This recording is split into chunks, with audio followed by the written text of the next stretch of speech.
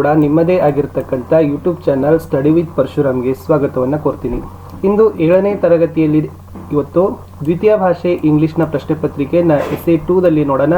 Already ನಾವು 7ನೇ ತರಗತಿಗೆ ಹಿಂದಿ ಆಗಿರಬಹುದು, ಸಮಾಜ ವಿಜ್ಞಾನ ಆಗಿರಬಹುದು, ಗಣಿತದಲ್ಲಿ ನೋಡಿದ್ದೀವಿ. ಇನ್ನು ಇಂಗ್ಲೀಷು ಮತ್ತು ಸೈನ್ಸಲ್ಲಿ ಹಾಕಬೇಕು, ಅದನ್ನು ಕೂಡ ಇವತ್ತೇ ಪೋಸ್ಟ್ ಮಾಡಿದರೆ 7ನೇ ತರಗತಿಯ essay 2 ಕ್ವಶನ್ ಪೇಪರ್ ಎಲ್ಲ ಆಯಿತು. ಇವು ಮಾಡೆಲ್ ಕ್ವಶನ್ ಪೇಪರ್ಗಳಿದಾವೆ. ಇದೇ ತರನಾಗಿರ್ತಕ್ಕಂಥ ಅಭ್ಯಾಸಗಳನ್ನು ಮಾಡಿ. ಇವೆಲ್ಲ ಇರತಕ್ಕಂಥದ್ದು ನಿಮ್ಮ ಕಲಿಕಾ ಫಲ ಅಂದರೆ ಕಲಿಕಾ ಚೇತರಿಕೆಯ ಆಧಾರಿತ ಮೇಲೆ. ವಿಡಿಯೋವನ್ನು ಲೈಕ್ ಮಾಡಿ, ಶೇರ್ ಮಾಡಿ ಹಾಗೂ ಸಬ್ಸ್ಕ್ರೈಬ್ ಮಾಡಲು ಮರೆಯದಿರಿ. ಫಸ್ಟ್ ಟೈಮ್ ವಾಚ್ ಮಾಡ್ತಿದ್ರೆ ಸಬ್ಸ್ಕ್ರೈಬ್ ಜೊತೆಗೆ ಬೆಲ್ ಐಕಾನನ್ನು ಅವಶ್ಯವಾಗಿ ಒತ್ತಿಕೊಳ್ಳಿ. ನಮ್ಮದೇ ಒಂದು ಟೆಲಿಗ್ರಾಮ್ ಗ್ರೂಪ್ ಅದ ಸ್ಟಡಿ ವಿತ್ ಪರಶುರಾಮ್ ಅಂತ, ಲಿಂಕ್ ವಿಡಿಯೋದ ಡಿಸ್ಕ್ರಿಪ್ಷನ್ ಬಾಕ್ಸ್ನಲ್ಲಿ ಹಾಕಿದ್ದೀನಿ, ಅದಕ್ಕೂ ಕೂಡ ಬಂದು ಜಾಯ್ನ್ ಆಗಿ. ನೋಡೋಣ 7th standard second language English essay 2 exam model question paper based on Kalika Chetarike. So total this question paper carry 30 marks and duration is the 90 minutes. 30 ಅಂಕಗಳ ಪರೀಕ್ಷೆ 90 ನಿಮಿಷದ ಕಾಲಾವಧಿ. ಮೇನ್ ಕ್ವಶನ್ ಒಂದಿದೆ, fill in the blanks by using suitable words. ಇಲ್ಲಿ ಸೂಕ್ತವಾದ ಪದಗಳೊಂದಿಗೆ ಬಿಟ್ಟ ಸ್ಥಳಗಳನ್ನು ತುಂಬಲಿಕ್ಕೆ ಹೇಳಿದ್ದಾರೆ.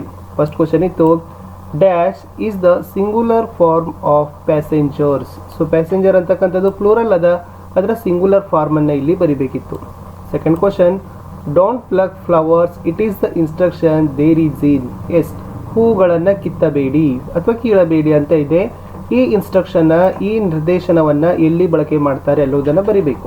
ಪ್ರಶ್ನೆ 3, dash is the other gender of boys. So boys ಅಂತಕ್ಕಂಥದ್ದಿದೆ, ಇದರ ಅದರ್ ಜೆಂಡರ್ಸ್ ಏನಾಗ್ತದ ಅನ್ನೋದನ್ನ ಇಲ್ಲಿ ಬರಬೇಕು, ಲಿಂಗ ಬದಲಿಸಬೇಕು. Next, pulao is the dash food ಅಂತ ಕೇಳಿದ್ದಾರೆ.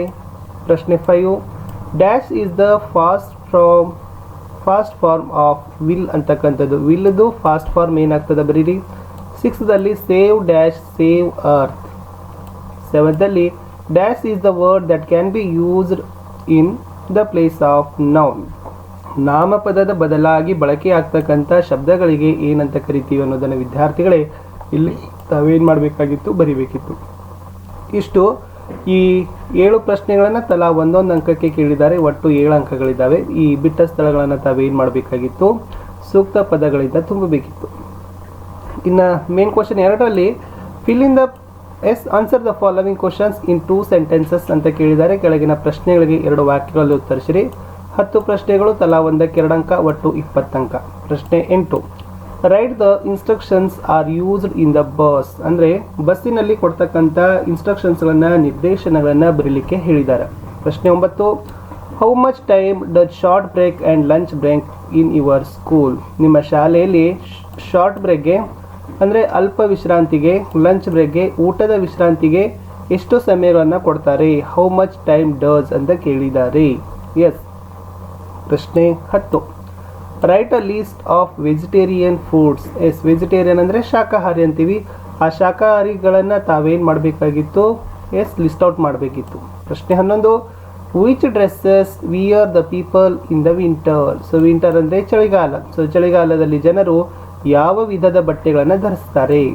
ಪ್ರಶ್ನೆ 12, what is your reply when anyone ask that hello how are you. Yes, ಯಾರೋ ನಿಮಗೆ ಏನು ಮಾಡ್ತಾರೆ, ಹೆಲೋ ಹೌ ಆರ್ ಯು ಅಂದಾಗ ನೀವೇನು ರಿಪ್ಲೈಗಳನ್ನು ಕೊಡಬೇಕು, ಮರು ಉತ್ತರ ಏನು ಕೊಡ್ತೀರಿ ಅನ್ನೋದನ್ನು ಬರೀರಿ. ಪ್ರಶ್ನೆ 13, how you wish your teacher when school beginning. ಶಾಲೆ ಪ್ರಾರಂಭವಾದಾಗ ನೀವು ಶಿಕ್ಷಕರಿಗೆ ಯಾವ ತರನಾಗಿರ್ತಕ್ಕಂಥ ವಿಶ್ಗಳನ್ನು ಹೇಳ್ತೀರಿ ಅಂತಕ್ಕಂಥದ್ದು.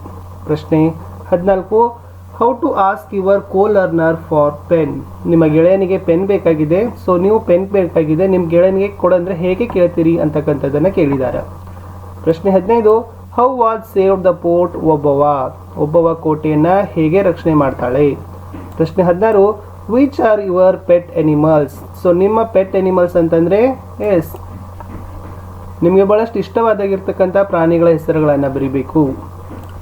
Y the use silence instructions in the library. Yes, ಗ್ರಂಥಾಲಯದಲ್ಲಿ ಶಾಂತತೆಯ ಒಂದು ನಿರ್ದೇಶನಗಳನ್ನು ಏಕೆ ಉಪಯೋಗ ಮಾಡ್ತಾರೆ ಅನ್ನೋದನ್ನು ಕೇಳಿದ್ದಾರೆ.